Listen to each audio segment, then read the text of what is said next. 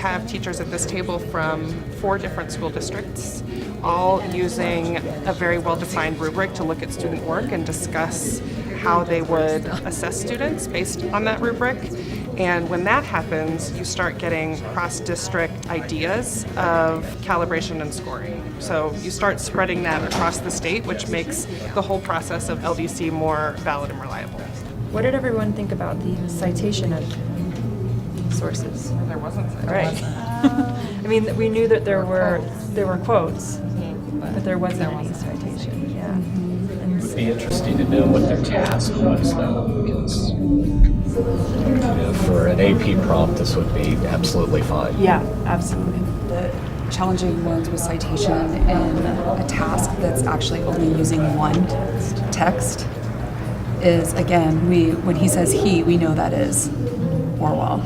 So does it need then to be, should the paragraph be numbered? Should the page be numbered? Or does that actually, would that be almost a redundancy? And so therefore, on this one, I mean, one of the things this does do is seamlessly integrate evidence into the student's own prose. yes. Which is a very difficult skill. Words are taken out of context at times. I didn't automatically notice that in the writing when I was reading through it. Their commentary about why it's a 3, they say words are taken out of context. I don't know if that was where I that think was. with that, in the explanation of that, what that means is, like, for instance, in the second paragraph, it says, for example, whenever he refers to a group of natives, he calls them yellow-faced. And then repeatedly, he refers to how their faces are yellow. And if they had more than just the isolated words yellow face, perhaps it would provide more context as to that tone. So instead of it, like when I read out of context, I read that explanation as like using the wrong word.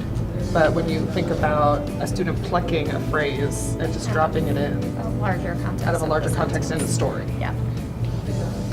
Sometimes as teachers, we get siloed a little bit in our classrooms, and unless we're really, working in data teams or working in professional learning communities, we're not having these kinds of regular conversations about student work.